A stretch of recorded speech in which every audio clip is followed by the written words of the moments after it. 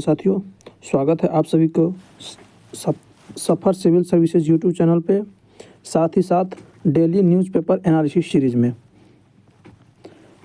Daily newspaper analysis DNA series, daily newspaper analysis series जो UPSC से लेके all exam तक कॉन्सेप्ट फैक्ट्स सारे हिंदी में और एग्ज़ाम ओरिएंटेड दिए जाते हैं।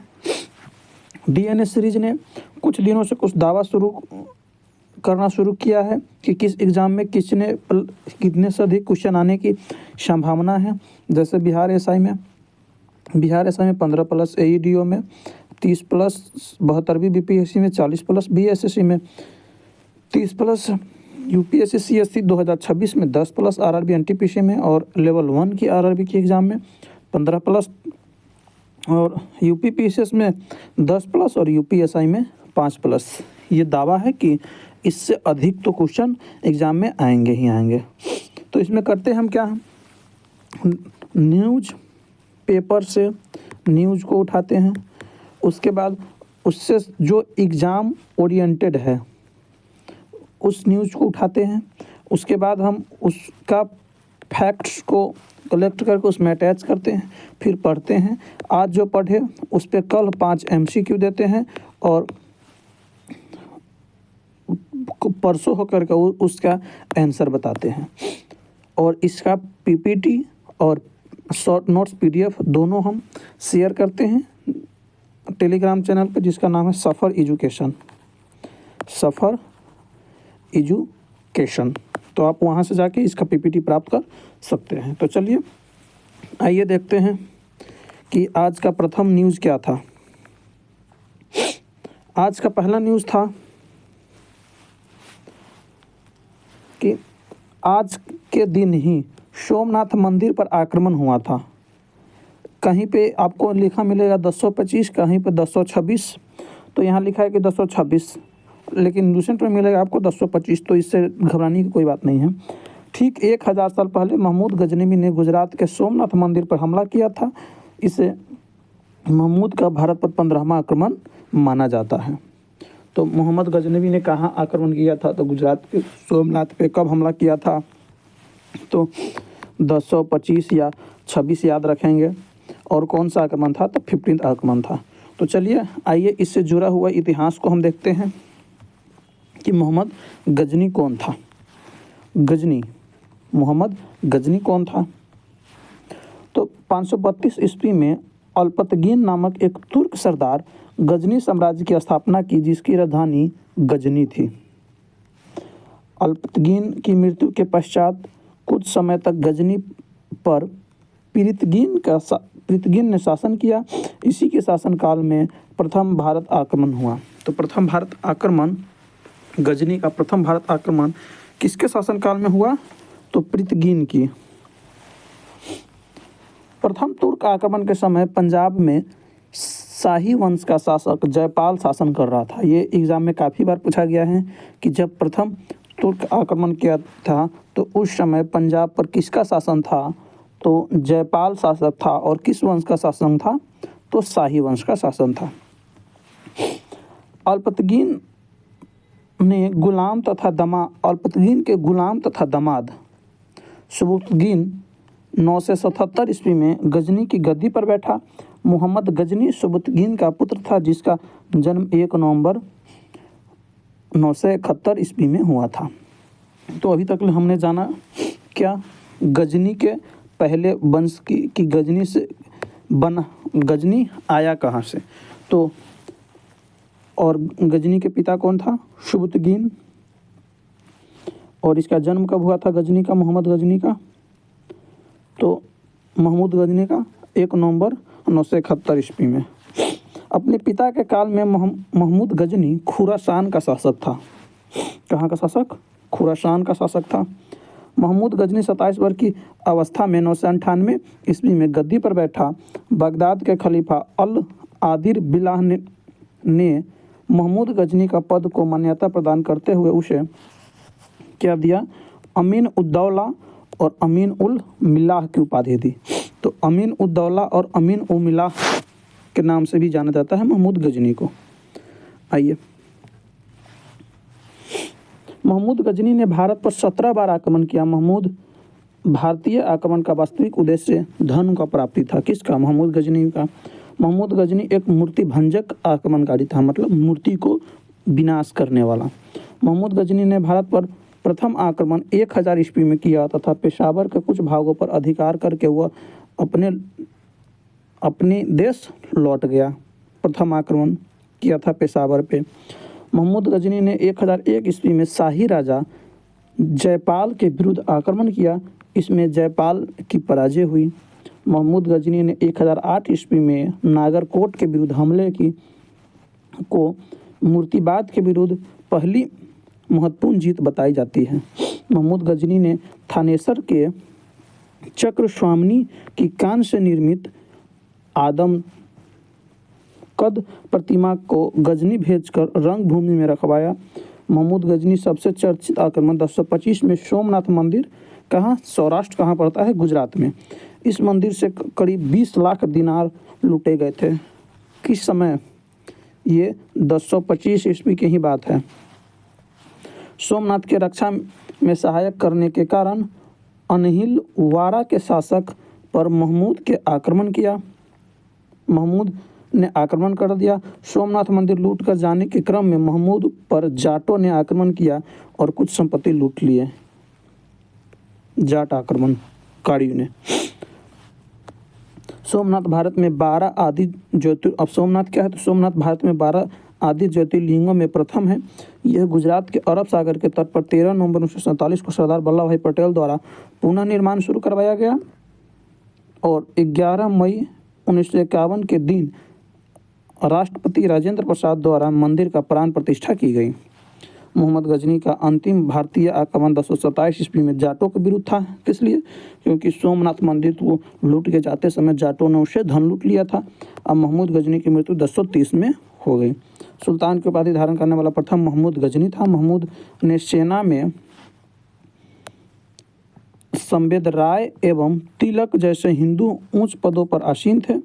अलबर्नी, फिरदौसी, उत्तबी एवं फारूकी महमूद गजनी के दरबार में रहते थे। तो इस प्रकार से हमने देखा, पहला न्यूज़ को कवर किया कि महमूद गजनी ने आक्रमण किया था आज ही के दिन, आज से 1000 पहले। तो इससे जुड़े हुए हमने कॉन्सेप्ट को भी पढ़ा, महमूद गजनी। चलिए आइए अब देखते हैं कि अगला न्यूज़ था न्यूज़ नंबर 2। न्यायमूर्ति संगम साहू ने ली मुख्य न्यायाधीश की शपथ। न्यायमूर्ति संगम साहू ने ली मुख्य न्यायाधीश की शपथ। तो ये पहले भी हम बता चुके हैं कि पटना हाई कोर्ट पटना का मुख्य न्यायाधीश कौन बने हैं? तो संगम कुमार साहू। ये आप इसमें न्यूज़ में देख सकते हैं कि ये 2 जनवरी को पढ़ाए हुए हैं, कितने डिटेल से, जिस समय ट्रांसफ़र हुआ था। तो आइए हम देखते हैं कि उड़ीसा के हाई कोर्ट के जज न्यायमूर्ति संगम कुमार साहू ने बुधवार को पटना हाई कोर्ट के मुख्य न्यायाधीश की पद संभाल ली। राजभवन में आयोजित समारोह में राज्यपाल आरिफ मोहम्मद खान ने शपथ दिलाई और राज्यारोहण में मुख्यमंत्री नीतीश कुमार, मंत्रीगण, पटना हाई कोर्ट के जज, अधिवक्ता पीके शाही, सारे लोग उपस्थित रहे। तो अब हम डिटेल में पढ़ेंगे हाई कोर्ट के बारे में कि शपथ राज्यपाल दिलाता है कौन सा आर्टिकल के तहत, है ना। तो एक चीज़ जान गए कि हाई कोर्ट के मुख्य न्यायाधीश कौन है? संगम कुमार। और सुप्रीम कोर्ट के मुख्य न्यायाधीश कौन है? तो जस्टिस सूर्यकांत। और ये कौन से हैं? तो 53 में है, 53 में। आइए आगे बढ़ते हैं। उच्च न्यायालय, अगर हम बात करें हाई कोर्ट को, तो हाई कोर्ट को इंग्लिश में उच्च न्यायालय कहते हैं और सुप्रीम कोर्ट को उच्चतम न्यायालय कहते हैं। अगर संवैधानिक प्रावधान की बात करें तो भाग 6 अनुच्छेद 214 से 231 तक में प्रावधान किया गया है। 214 में क्या कहा गया है कि राज्यों के लिए उच्च न्यायालय की व्यवस्था होगी और 216 में उच्च न्यायालय का गठन होगा। 217 उच्च न्यायालय के न्यायाधीश पद के लिए नियुक्ति एवं अहर्ताएँ, इसे भी हम आगे डिटेल में देखेंगे। 219 में कहा है कि उच्च न्यायालय के न्यायाधीश की शपथ ग्रहण, तो यही 219 के तहत संगम जी ने शपथ लिए हैं। और अनुच्छेद 221 न्यायाधीशों का वेतन भत्ते इत्यादि। अनुच्छेद 222 में किसी न्यायाधीश का एक उच्चतम न्यायालय से दूसरे उच्च न्यायालय में ट्रांसफर तक ओडिशा से 222 के तहत ट्रांसफर हो गया 222 223 कहता है कि कार्यवाहक मुख्य न्यायाधीश की नियुक्ति 224 अपर और कार्यकारी न्यायाधीशों की नियुक्ति 224 के क्रम में उच्च न्यायालयों की बैठकों में सेवानिवृत्त न्यायाधीशों की नियुक्ति 225 में कहता है उच्च न्यायालयों का क्षेत्राधिकार 226 में कुछ रिट याचिका जारी करने की उच्च न्यायालयों की शक्ति और 231 में कहता है 2 या 2 से अधिक राज्यों को एक साथ उच्च न्यायालय जैसे पंजाब एवं चंडीगढ़ पंजाब एवं हरियाणा का उच्च न्यायालय है दोनों का। चलिए अब आगे हम डिटेल में जानेंगे हाई कोर्ट के बारे में। उच्च न्यायालय संविधान के अनुसार प्रत्येक राज्य के लिए एक उच्च न्यायालय होगा जो अनुच्छेद 214 में कहा गया है। बिहार संसद विधि द्वारा 2 या 2 से अधिक राज्यों और किसी संघ क्षेत्र के लिए एक ही उच्च न्यायालय की स्थापना कर सकती है, ये 231 में कहा गया है। तो 214 में कहा गया है कि राज्य के लिए एक हाई कोर्ट होगा, लेकिन अगर ज़रूरत पड़ा तो 231 के तहत संसद 2 स्टेट या स्टेट यूनियन टेरिटरी मतलब 2 राज्य या केंद्र शासित प्रदेश के लिए एक ही हाई कोर्ट दे सकता है। ये विधि कौन बनाएगा? संसद।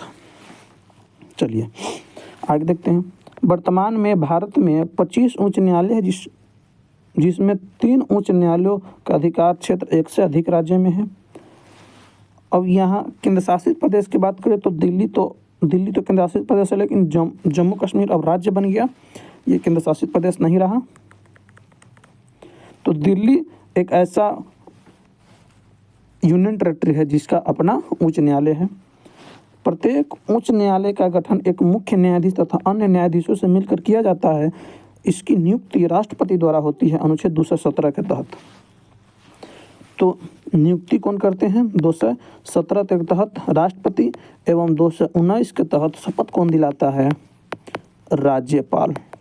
जबकि हाई कोर्ट के मुख्य न्यायाधीश को शपथ दिलाते हैं राष्ट्रपति। तो इस बात को आप याद रखेंगे। भिन्न भिन्न उच्च न्यायालय में न्यायाधीशों की संख्या अलग अलग होती है। अब हम देखेंगे कि उच्च न्यायालय के न्यायाधीशों के लिए योग्यताएं क्या हैं। तो नंबर 1 की वो तो भारत का नागरिक होना चाहिए, कम से कम 10 वर्ष तक न्यायिक पद धारण कर चुका हो अथवा किसी उच्च न्यायालय में या एक से अधिक उच्च न्यायालयों में 10 वर्ष तक अधिवक्ता रहा हो, या 10 वर्ष तक कहीं पे जज रह चुका हो, या 10 वर्ष तक एक या एक से अधिक में अधिवक्ता रह चुका हो, मतलब डिस्ट्रिक्ट जज रह चुका हो। अब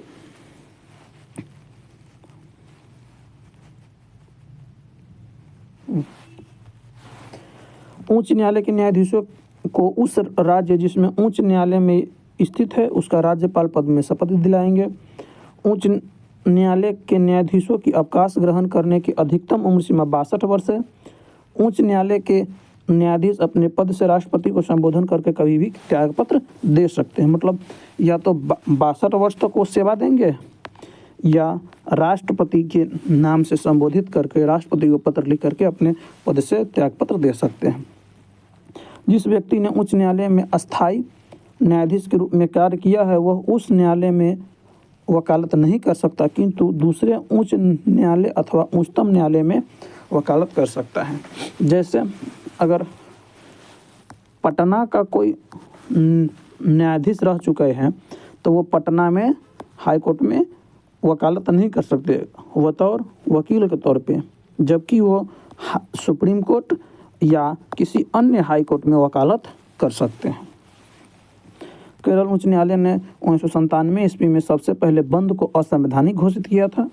उच्च न्यायालय के न्यायाधीश को उसी प्रकार अपदस्थ किया जा सकता है, मतलब पद से हटाया जा सकता है जिस प्रकार से उच्चतम न्यायालय के न्यायाधीश को, मतलब हाई कोर्ट के न्यायाधीश को भी उसी अनुसार से उसी प्रक्रिया से हटाया जाएगा जिस प्रक्रिया से सुप्रीम कोर्ट के जज को। राष्ट्रपति आवश्यकता अनुसार किसी भी उच्च न्यायालय में न्यायाधीशों की संख्या में वृद्धि कर सकता है अथवा अतिरिक्त न्यायाधीशों की नियुक्ति कर सकता है। राष्ट्रपति उच्च न्यायालय के किसी अवकाश प्राप्त न्यायाधीश को उच्च न्यायालय के लिए न्यायाधीशों के रूप में कार्य करने का अनुरोध करता है। मतलब रिटायर्ड हो और जरूरी हो तो राष्ट्रपति कार्य के लिए अनुरोध कर सकते हैं। उच्च न्यायालय एक अभिलेख न्यायालय होता है। इनके निर्णय आधिकारिक माने जाते हैं। उनके आधार पर न्यायालय अपना निर्णय देते हैं। अनुच्छेद कितने के तहत? 215 के तहत। अभिलेख न्यायालय का मतलब कि एक बार कह देंगे तो वो अभिलेख बन जाएगा। भारत के मुख्य न्यायाधीश से परामर्श कर राष्ट्रपति उच्च न्यायालय के किसी भी न्यायाधीश का स्थानांतरण किसी दूसरे उच्च न्यायालय में कर सकते हैं। चलिए आगे हम बात करते हैं न्यायालय की क्षेत्राधिकार की। तो हाई कोर्ट की हम क्षेत्राधिकार की बात करें तो प्रत्येक उच्च न्यायालय को नौकाधिकरण, इच्छा पत्र, तलाक, विवाह, न्यायालय की अवमानना, कुछ राज्य संबंधी प्रकरणों, नागरिकों का मौलिक अधिकार, जैसे मौलिक अधिकार के तहत आप 226 के तहत हाई कोर्ट और आप कमेंट में करेंगे कि 32 के तहत सुप्रीम कोर्ट जा सकते हैं, के लिए आवश्यक निर्देश, बंदी, प्रतिष्ठान, परमादेश, निषेध, उत्प्रेषण अधिकार, परीक्षा जारी करने का अधिकार प्राप्त है। अपीलीय क्षेत्राधिकार, फौजदारी मामले में अगर सत्र न्यायालय ने मृत्युदंड दिया हो तो उच्च न्यायालय के विरुद्ध अपील हो सकती है। दीवानी मामलों में न्यायालय में उन सब मामलों में अपील की जा सकती है जो 5 लाख या उससे अधिक संपत्ति से संबंधित हो। उच्च न्यायालय पेटेंट और डिजाइन अधिकार, भूमि प्राप्ति, दिवालियापन और संरक्षणकर्ता आदि मामलों में अपील सुनता है। उच्च न्यायालय में मुकदमों का हस्तांतरण, मतलब डिस्ट्रिक्ट कोर्ट से हाई कोर्ट में मुकदमा का ट्रांसफ़र होना है। यदि किसी उच्च न्यायालय को ऐसा लगे कि जो अभियोग अधीनस्थ न्यायालय में विचाराधीन है वह विधि के किसी सारगर्भित प्रश्न से संबंधित है तो वह उसे अपने यहाँ हस्तांतरित कर या उसका निपटान स्वयं कर देता है या विधि के संबंध प्रश्न को निपटान अधीनस्थ न्यायालय के निर्णय के लिए वापस भेज देता है। प्रशासनिक अधिकार की बात करें तो उच्च न्यायालय अपनी अधीनस्थ न्यायालयों में नियुक्ति, पदोन्नति मतलब प्रमोशन, पदोन्नति तथा छुट्टियों के संबंध में नियम बनाने का अधिकार है। उच्च न्यायालय राज्य में अपील का सर्वोच्च न्यायालय नहीं है। राज्य सूची के संबंध विषयों में भी उच्च न्यायालय की निर्णयों के विरुद्ध उच्चतम न्यायालय में अपील की जा सकती है। अगर कोई विषय स्टेट लिस्ट का भी है, स्टेट लिस्ट का, तो इसमें भी इसके लिए भी हाई कोर्ट सर्वोच्च न्यायालय नहीं है। आप सुप्रीम कोर्ट में इसके लिए अपील दायर कर सकते हैं। चलिए आगे देखते हैं लोक अदालत क्या है। तो लोक अदालत कानूनी विवादों के मैत्रीपूर्ण समझौते के लिए संवैधानिक मंच है। विधिक सेवा प्राधिकरण अधिनियम 1887 और संशोधन 2002। तो आप इसे याद रखेंगे कि लोक अदालत किस अधिनियम के बना था। तो विधिक सेवा प्राधिकरण अधिनियम 1887 और संशोधन हुआ इसमें 2002 के तहत के द्वारा लोक उपयोगी सेवाओं के विवादों के संबंध में मुकदमाजी पूर्व सुलह का निर्धारण करने के लिए अस्थायी लोक अदालतों की स्थापना के लिए प्रावधान करता है। ऐसी फौजदारी विवादों को छोड़कर जिनमें समझौता नहीं किया जा सकता, दीवानी, फौजदारी, राजस्व अदालतों में लंबित सभी कानून विवाद मैत्रीपूर्ण समझौते के लिए लोक अदालत में लाए जा सकते हैं। कानूनी विवादों को लोक अदालतों मुकदमा दायर होने से पूर्व भी अपने यहाँ स्वीकार कर सकती है। लोक अदालत के निर्णय किसी अन्य दीवानी न्यायालय के समान ही दोनों पक्षों पर लागू होते हैं। यह निर्णय अंतिम होते हैं। लोक अदालत द्वारा दिए गए निर्णयों के विरुद्ध अपील दायर नहीं की जा सकती है। मतलब जब कोर्ट पे क्या बढ़ने लगा, बोझ बढ़ने लगा, तो लोक अदालत बनाया गया। किसके तहत? विधिक सेवा प्राधिकरण अधिनियम 1987 के तहत। तो इसमें कुछ ऐसी फौजदारी विवाद जिसमें समझौता नहीं किया जा सकता है, उसे छोड़ करके सभी प्रकार के दीवानी एवं फौजदारी राजस्व लंबित मामलों में इसमें समझौता कराने के लिए लोक अदालत की स्थापना किया गया। देश में अलग सभी जिलों में अस्थायी तथा सतत लोक अदालतें स्थापित की गई। लोक अदालत 5 लाख के दावे पर विचार कर सकती है। दिल्ली में पहली लोक अदालत अक्टूबर 1985 में बैठी थी तथा एक ही दिन में दुर्घटना के शिकार लोगों के मुआवजे संबंधी 150 मामले को निपटाए थे। अब हम देखते हैं कि उपभोक्ता संरक्षण। भारत सरकार ने उपभोक्ता के हितों के संरक्षण के लिए उपभोक्ता संरक्षण अधिनियम 1986 पारित किया। तो उपभोक्ता संरक्षण अधिनियम कब की है? 1986 की। और विधिक सेवा प्राधिकरण अधिनियम 1987। तो आप इससे रिलेट करके रखेंगे। 1986 में अगर हो तो उपभोक्ता संरक्षण अधिनियम, और लोक अदालत के लिए जो प्राधिकरण अधिनियम लाया गया वो 1987 और उसमें संशोधन हुआ है 2002 में। उपभोक्ता समस्याओं को निपटने के लिए जिला स्तर पर जिला फोरम, राज्य स्तर पर राज्य विवाद निवारण आयोग तथा राष्ट्रीय स्तर पर राष्ट्रीय उपभोक्ता विवाद निवारण आयोग का गठन किया गया है। जिला फोरम 20 लाख तक के मामलों को और राज्य उपभोक्ता निवारण 20 लाख से 1 करोड़ तक के और राष्ट्रीय 1 करोड़ से अधिक वाले की सुनवाई करता है।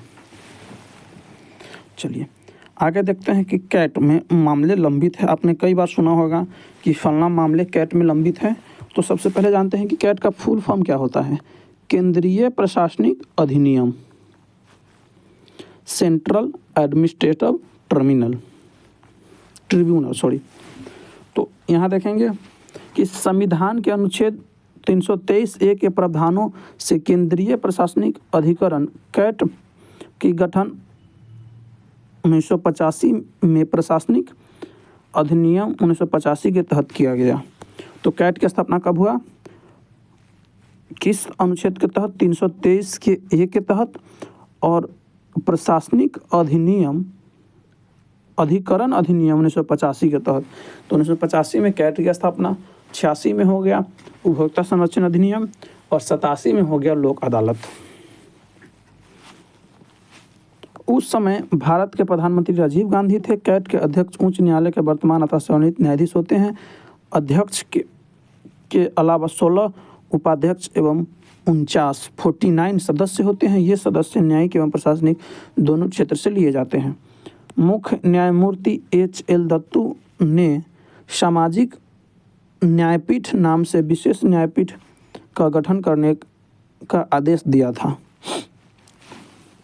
अब कुछ शब्द दिए गए हैं जिसका हम मतलब समझेंगे। ऑडी, अल्टेरम और पार्टेम। यह एक लैटिन कहावत है। यह प्राकृतिक न्याय का सिद्धांत है जिसका अर्थ है कि कोई भी व्यक्ति बिना सुनवाई के दंडनीय घोषित नहीं किया जाएगा। मतलब कोई व्यक्ति पकड़ा भी गया है और उसके तरफ से कोई केस लड़ने के लिए तैयार नहीं है तो सरकार अपना वकील दे करके उसे भी सुनवाई करने के लिए मौका दिया जाएगा। आगे देखते हैं कि ऑथ्रेफोसिस और एक्टिव। इसका मतलब होता है क्या कि यह एक प्रतिवादी की याचिका है जिसे कहा गया है कि उस पर पहले ही उसी अपराध के लिए मुकदमा चलाया जा चुका है और उसे बरी कर दिया गया है। ये एक शब्द है। अगला है कि नॉन bis in idem। इसका मतलब होता है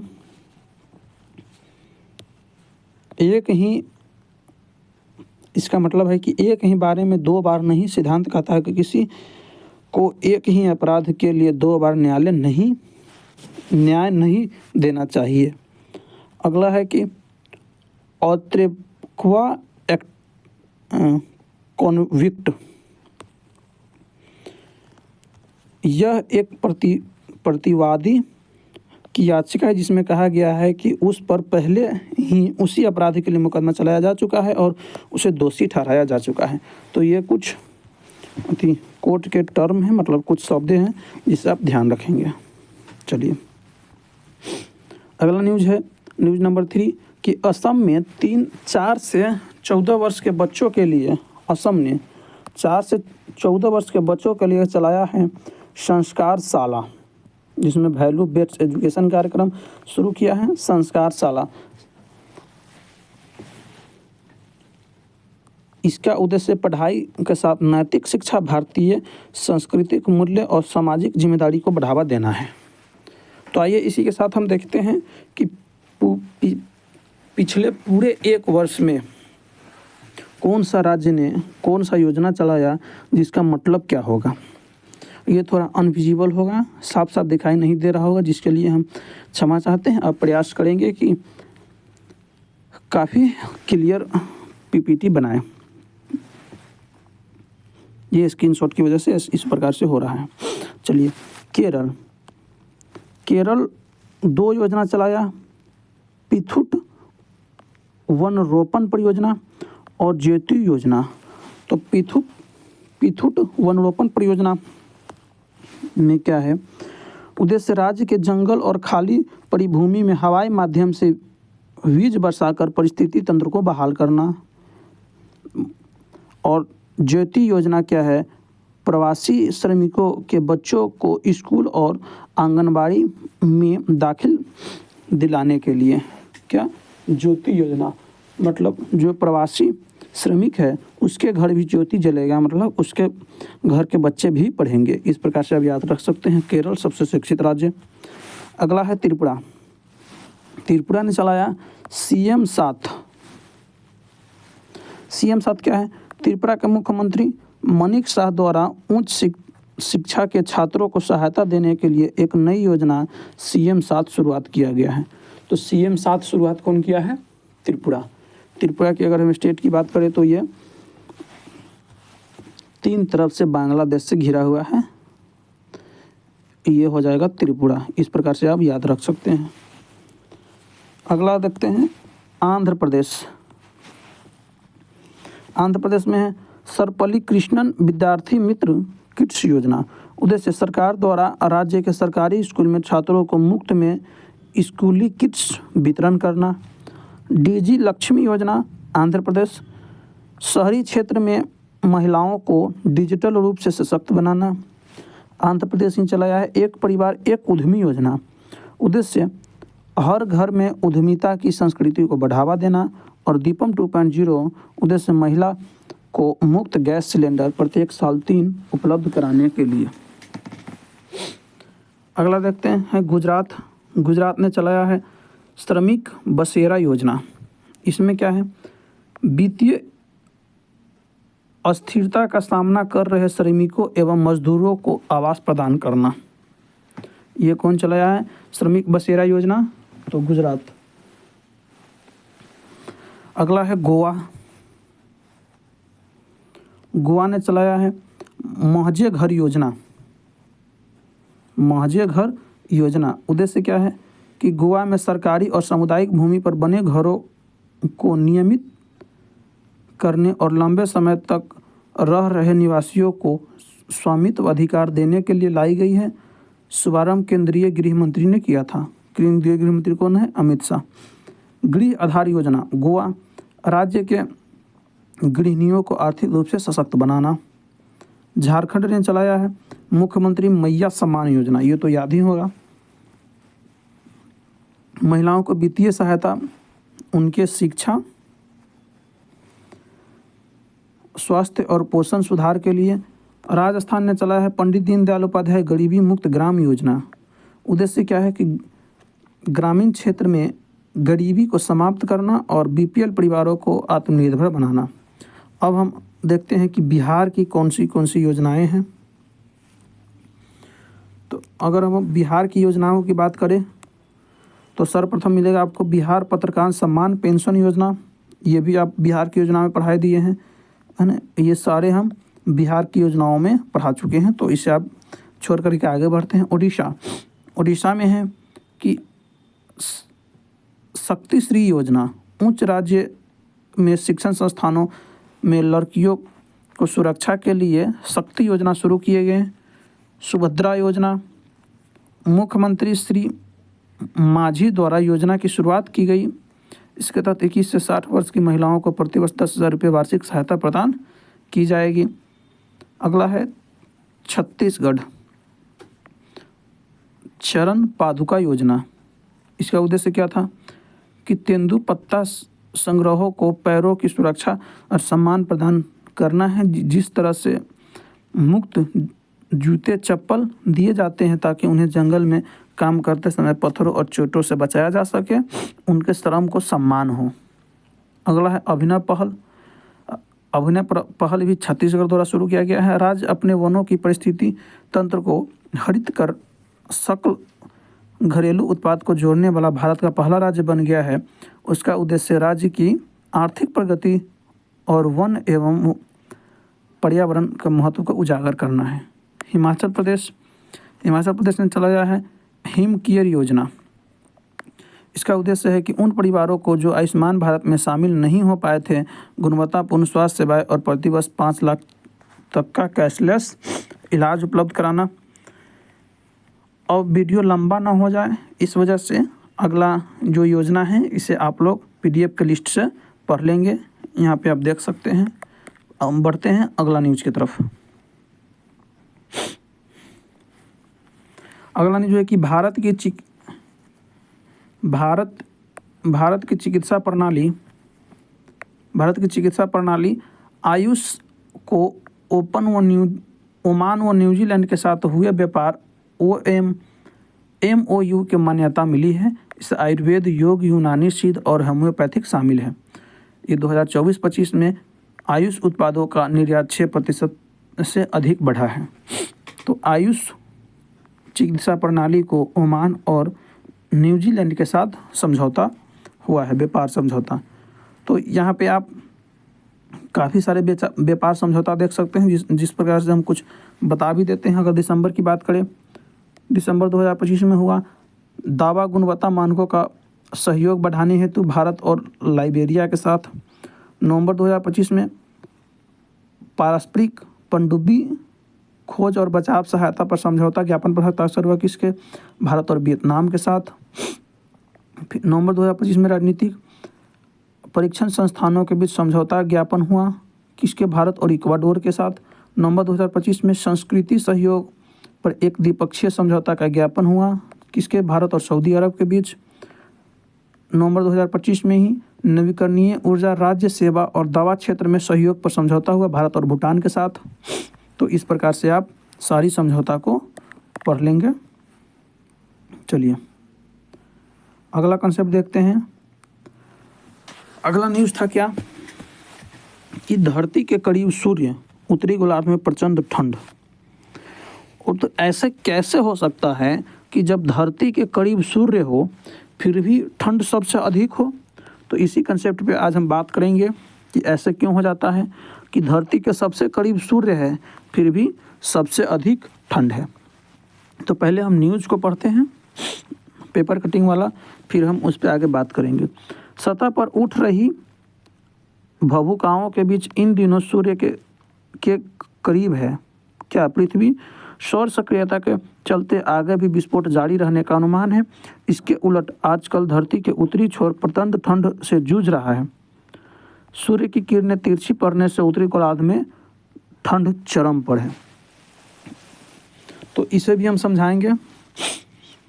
हाँ, आइए तो पहले इससे पहले समझ लेते हैं कि अब हम बात करें कि ये है सूर्य और ये है हमारी पृथ्वी। तो पृथ्वी जिस वृत्ताकार पथ पे चक्कर लगाती है, ये पूरा गोल नहीं है, तो इसे हम कहेंगे अंडाकार। अंडाकार भी कर सकते हैं, जिसे हम उसका क्या कहते हैं? कक्ष कहते हैं। अपने कक्ष में परिक्रमा लगा रही है। तो यहाँ और जब अपने कक्ष में परिक्रमा लगा रही होती है तो एक समय ऐसा आता है जहाँ सूर्य के करीब पहुँच जाता है पृथ्वी, सबसे करीब, और दूसरी की सबसे दूर चला जाता है। तो सबसे करीब पर कब पहुँचता है? तो जनवरी में। भैया, तो जब जनवरी में सबसे करीब सूर्य की पृथ्वी पहुँच जाता है तो फिर भी इतना ठंड क्यों होता है? आपका जेन्युइन सवाल होगा। तो जब जनवरी में सबसे करीब सूर्य के सबसे करीब पहुंचती है पृथ्वी, तो उसे कहते हैं पेरीहेलियन की घटना। पेरीहेलियन का हिंदी होता है उपसौर। तो इस समय क्या होता है कि हम लोग है उत्तरी गोलार्ध में, ये है उत्तरी गोलार्ध और ये है दक्षिणी गोलार्ध। तो जैसे कि आप देख रहे हैं इसमें कि उत्तरी गोलार्ध में सूर्य की सीधा किरण न पड़ के तिरछा किरण पड़ रहा है, इसलिए वहाँ पे ठंड अधिक है। जब दूरी सबसे अधिक होती है तो ये घटना होता है 4 जुलाई को। हाँ, जुलाई में 4 जुलाई को, ये 3 जनवरी की घटना है। इसे हम बोलते हैं अपसौर, अपसौर, और हिंदी में इंग्लिश में बोलते हैं एपीहेलियन। तो जब सूर्य से अधिक दूरी है पृथ्वी की, फिर भी जुलाई में हमें इतना गर्मी क्यों लगती है, तो इसका आंसर होगा कि उत्तरी गोलार्ध में सूर्य का सीधा किरण पड़ रहा है। आप यहाँ देख रहे होंगे, इस वजह से ज़्यादा गर्मी लगता है। तो आप उम्मीद है कि आप उपसौर और अपसौर की घटना को समझ गए होंगे। तो आइए हम इससे आगे भी पढ़ते हैं। सूर्य धरती के करीब 15 करोड़ किलोमीटर दूर है। इन दिनों यह पृथ्वी के करीब 45 लाख किलोमीटर यानी 3% और नज़दीक पहुंच चुका है। ऐसे में गर्मी का एहसास भी अधिक होना चाहिए, लेकिन बिल्कुल नहीं। इसकी वजह सूर्य के किरणों को तिरछी उत्तरी गोलार्ध में पहुंचना है। आर्यभट्ट प्रेक्षण संस्थान शोध संस्थान एरिज नैनीताल के पूर्व निर्देशक व सौर्य वैज्ञानिक डॉक्टर बहाउद्दीन के अनुसार सूर्य इन दिनों सूर्य के 3% नज़दीक है। 3 फरवरी को यह सबसे करीब था, जिसे पेरीहेलियन उपसौर की घटना कहा जाता है। सूर्य की किरणों के तिरछी होने का क्रम सितंबर के बाद शुरू हो जाता है और मार्च तक चलता है। तो सूर्य का सीधा किरण हम तक, मतलब तिरछा किरण कब से कब तक पहुंचता है, तो सितंबर से मार्च तक, जब ठंड काफ़ी रहता है। इसके बीच ही ठंड तो पड़ती है।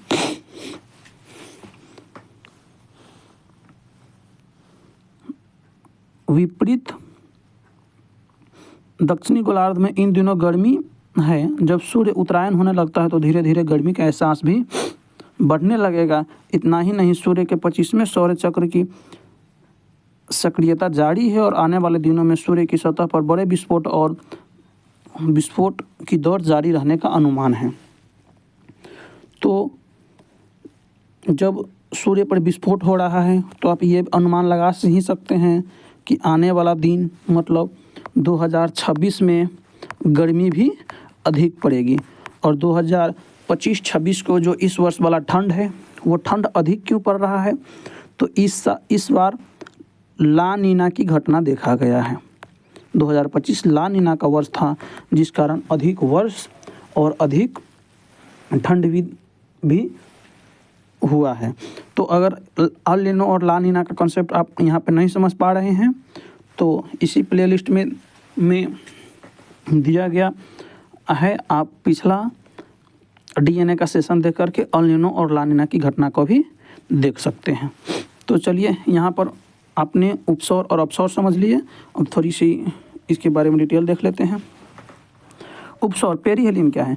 पृथ्वी सूर्य की परिक्रमा दीर्घवृत्ता कक्षा में, जो जिस कक्षा में करते हैं उसे हम दीर्घवृत्ताकार बोलते हैं, दीर्घवृत्ताकार, जिससे एक फोकस पर सूर्य होता है। जबकि पृथ्वी सूर्य के अत्यधिक पास होती है तो उपसौर कहते हैं। ऐसी स्थिति 3 जनवरी को होती है, यानी 3 जनवरी को पृथ्वी सूर्य के सबसे निकट होती है। ऐसी स्थिति में पृथ्वी और सूर्य के बीच की दूरी 14.7 करोड़ किलोमीटर है। अपसौर की घटना कब होता है? एपीहेलियन, पृथ्वी जब सूर्य की अधिकतम दूरी पर होती है तो उसे अपसौर कहते हैं। ऐसी स्थिति 4 जुलाई को होती है। ऐसी स्थिति में पृथ्वी और सूर्य के बीच की दूरी 15.21 किलोमीटर होती है। और एक लाइन है एपसाइड रेखा। तो उपसौर और अपसौर को मिलाने वाली काल्पनिक रेखा सूर्य के केंद्र से होकर गुजरती है, इसे एपिसाइड रेखा कहते हैं। आइए तो हम यहाँ आपको एपिसाइड रेखा दिखाते हैं। ये है एपिसाइड रेखा। उपसौर और अपसौर की घटना को मिलाने वाली सूर्य के बीचों बीच से गुजरती हैं, उसे हम बोलते हैं एपिसाइड रेखा, एपिसाइड रेखा। तो इस प्रकार से हमने देखा कि इस बार अत्यधिक ठंड क्यों रही और 2026 में अत्यधिक गर्म क्यों रहेगी। जब सूर्य पृथ्वी जब पृथ्वी सूर्य के करीब होते हुए भी अत्यधिक ठंड मुझे क्यों लग रही है, और जब सूर्य से दूरी बढ़ जाता है पृथ्वी को फिर भी अत्यधिक गर्मी क्यों लगता है। तो इस सारे कंसेप्ट को हमने देखा। उपसौर, अपसौर और एपसाइड रेखा की कंसेप्ट को भी हमने पढ़ने का प्रयास किया है। तो चलिए बढ़ते हैं अगला न्यूज़ की तरफ। तो अगला न्यूज़ है, भारत 2040 तक चंद्रमा पर अंतरिक्ष यात्रियों को भेजने की बना रहा है योजना। तो इससे हम देखेंगे यहाँ पे कि अभी तक 2040 के बहुत सारे मिशन है जो अंतरिक्ष में गतिविधियों को जाने वाले हैं, इसलिए 2040 की यह योजना जहां हमें भारतीय पर चंद्रमा पर उतारना है, उन्हें सुरक्षित वापस लाना चाहते हैं। भारत 2040 तक एक अंतरिक्ष स्टेशन बनाने की दिशा में काम कर रहा है। तो ये रहा प्रमुख न्यूज। इससे हम देखते हैं कि CMS-3 ये कब लॉन्च किया गया, 2 नवंबर 2025 को। किस यान से, तो LV-M3M5। और इसका अन्य तथ्य क्या है कि CMS-3 भारत के सबसे भारी संचार उपग्रह है जो स्वदेशी प्रक्षेपण यान LV-M3M5 द्वारा प्रक्षेपण संपन्न हुआ। निसार ये 30 जुलाई 2025 को प्रक्षेपण किया गया GSLV F-16 से। NASA ISRO synthetic aperture radar, Nisar NASA और इसरो के बीच संयुक्त एक परियोजना है। एक्सफॉर्म ये 5 जुलाई 2025 को लॉन्च किया गया फाल्कन 9 से। इस मिशन का मुख्य उद्देश्य भारत, पोलैंड और हंगरी के लिए ISS तक पहुंच प्रदान करना है। और इनका भारतीय अंतरिक्ष यात्री शुभांशु शुक्ला भी, इसमें भारतीय अंतरिक्ष यात्री शुभांशु शुक्ला भी शामिल थे। EOS-9 18 मई 2025 को PSLV C-61 से। इसके तीसरे चरण में तकनीकी समस्या हो जाने के कारण मिशन पूरी नहीं हो सका। NVS-2 29 जनवरी 2025 को GSLV F-15 से। यह इसरो का 100वां मिशन था। तो इस प्रकार से हमने देखा क्या, तो 2025 के प्रमुख मिशन। अब हम बात कर लेते हैं प्रमुख आगामी मिशन के बारे में। तो गगनयान भारत का पहला मानव अंतरिक्ष मिशन, जिसे 2025 के अंत या 2026 के शुरुआत में मानव रहित प्रशिक्षण उड़ाने और फिर चालक दल के साथ मिशन होंगे। इसका लक्ष्य अंतरिक्ष यात्रियों को पृथ्वी की कक्षा में भेजना है। समुद्रयान गहरे समुद्र के अन्वेषण के लिए मिशन 2026 में लॉन्च हो सकता है। चंद्रयान-4 चंद्रमा की सतह से नमूने सैंपल वापस लाने के लिए 2027 के आसपास लॉन्च होने की संभावना है। चंद्रयान-4 मिशन। शुक्रयान ग्रह के वातावरण और सतह के अध्ययन के लिए 2037-38 के आसपास भेजा जाएगा। भारतीय अंतरिक्ष स्टेशन 2028 में मॉड्यूल 1 का प्रक्षेपण 2035 तक इसे स्थापित करने की योजना, जिसके बाद रोबोटिक और मानवयुक्त मिशन होंगे। तो यहाँ देखते हैं कि गगनयान भेजा जाएगा कब, 2025 के लास्ट में तो नहीं भेजा गया, 2026। समुद्रयान भेजा जा सकता है 2026 में। चंद्रयान-4 2027 के आसपास भेजा जाएगा चंद्रमा से सैंपल लाने के लिए। और शुक्रयान 2037-38 में शुक्र ग्रह के वातावरण और सतह के अध्ययन के लिए। और इंडियन स्पेस स्टेशन बनने के लिए 2028 में मॉड्यूल 1 भेजा जाएगा, 2035 तक इसे स्थापित करने की योजना है। 2025 के शुरुआत में क्या क्या होने वाला है 2026 के शुरुआत में, तो PSLV C-62 EOS-N1 12 जनवरी 2026 को लॉन्च होगा। इसमें अन्वेषा नामक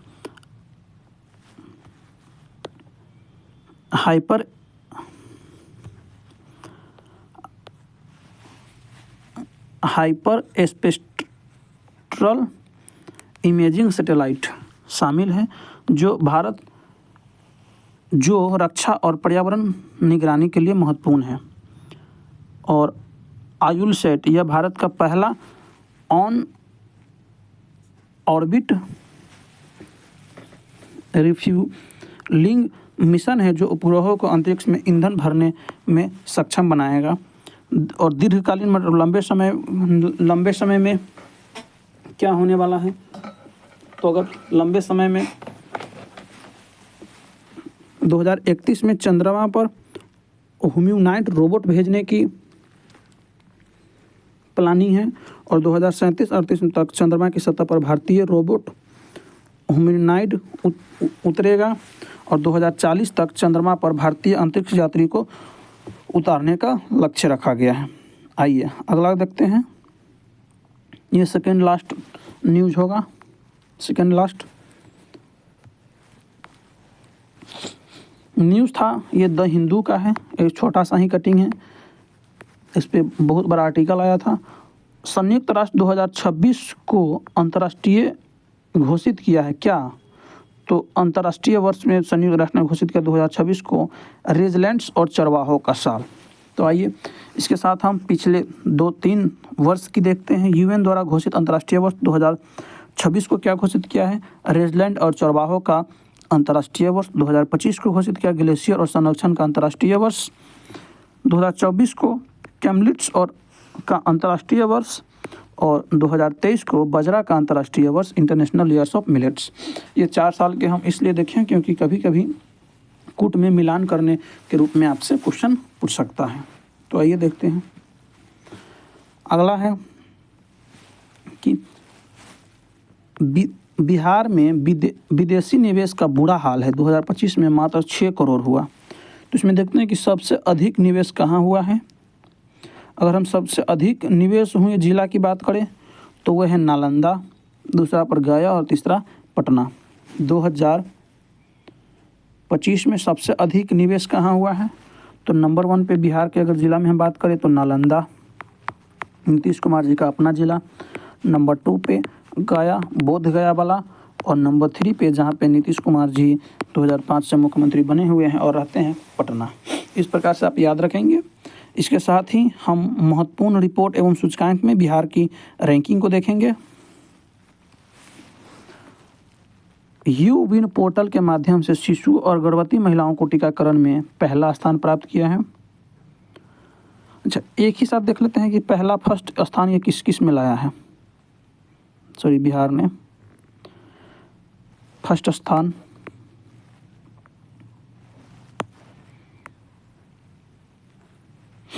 और उसके बाद दूसरा, तीसरा फिर देखेंगे।